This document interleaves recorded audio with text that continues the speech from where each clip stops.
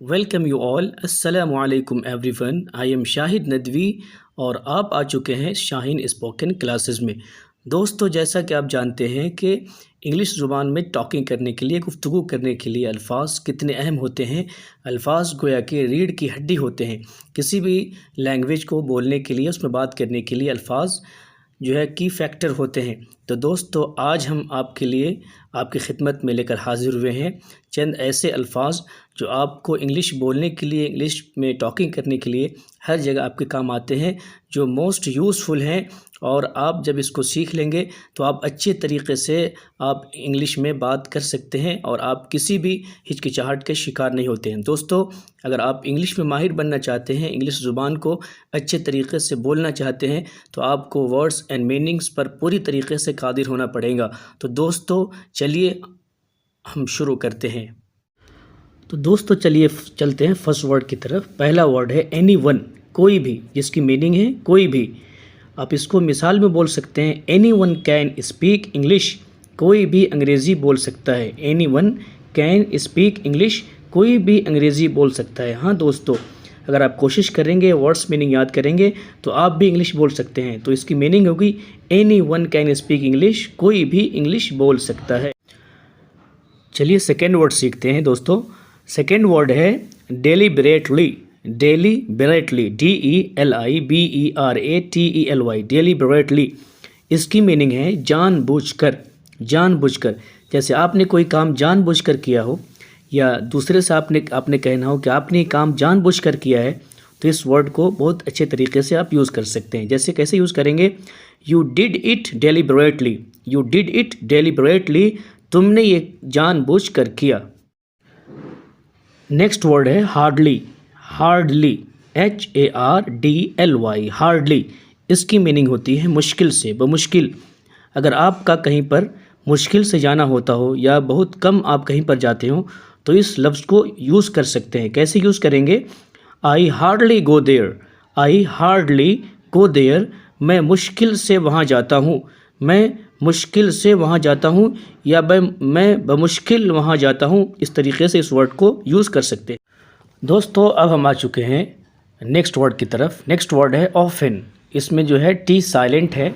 आप टी जो देख रहे हैं इसमें ऑफन में, इसको ऑफन पढ़ेंगे। Often, OFTEN, often. ऑफन की मीनिंग होती है अक्सर।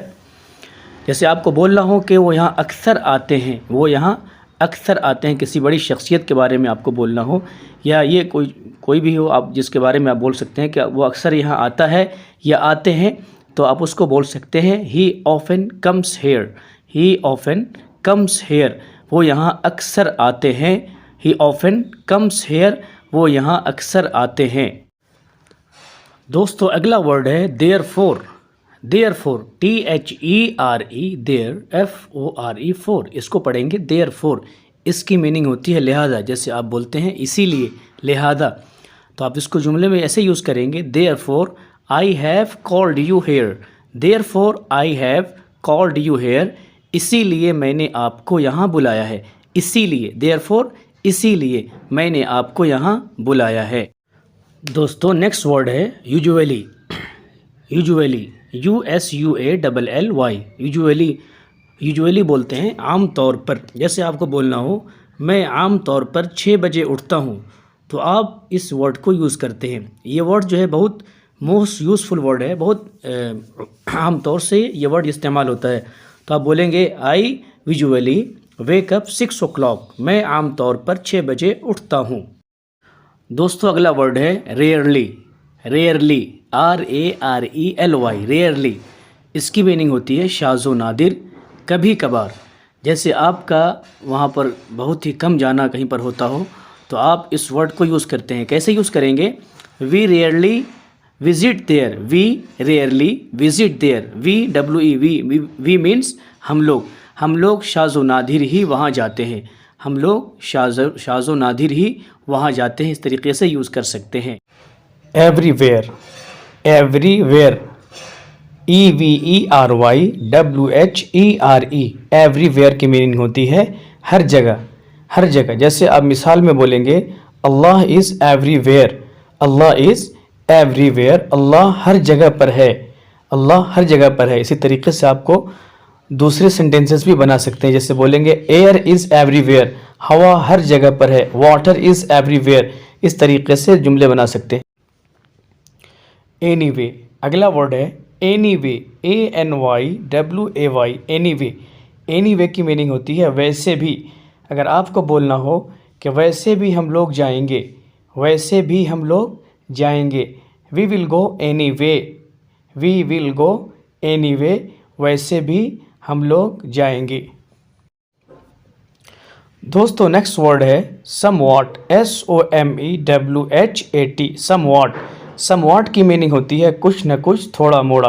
अगर आपको थोड़ी बहुत इंग्लिश आती है या कुछ हद तक इंग्लिश आती है तो आप बोल सकते हैं I know English somewhat, I know English somewhat. कुछ न कुछ अंग्रेज़ी मुझे भी आती है, यानी कुछ हद तक इंग्लिश मैं भी जानता हूँ। तो कैसे बोलेंगे आई नो इंग्लिश समवॉट। तो दोस्तों अगर आपने चैनल के ज़रिए कुछ सीखा है तो प्लीज़ चैनल को सब्सक्राइब कर दें। Please don't forget to subscribe to my channel. दोस्तों आगे भी हमारे चैनल के थ्रू आप बहुत सी चीज़ें सीखते रहेंगे, और जो कुछ भी आपने इस चैनल के थ्रू सीखा है, इस चैनल के ज़रिए सीखा है, जो भी वर्ड्स आपने सीखे हैं, जो भी सेंटेंसेस आप सीखे हैं, तो हमारी आपसे गुजारिश है, रिक्वेस्ट है कि आप इसको अपने सेंटेंसेस में, जुमलों में आप इसको बार बार बोलिए, बार बार यूज़ कीजिए। यूज़ करने के ज़रिए, आप प्रैक्टिस के ज़रिए बहुत सी चीज़ें आप इंग्लिश ज़ुबान के ऊपर काबू पा सकते हैं। इंग्लिश बोलने में आपको इससे जो है काफ़ी मदद मिलेगी, और इंग्लिश को काफ़ी अच्छे तरीके से आप बोल सकते हैं, उसमें टॉकिंग कर सकते हैं। तो दोस्तों कमेंट करना ना भूलें कि अगर आप कुछ और दूसरी चीज़ें सीखना चाहते हैं तो प्लीज़ कमेंट बॉक्स में वो भी लिख कर भेजें। इंशाअल्लाह हम आपको और भी चीज़ें सिखाते रहेंगे। तो please do subscribe to my channel and share it, और कमेंट करना ना भूलें। Thank you, जज़ाकुमुल्लाह।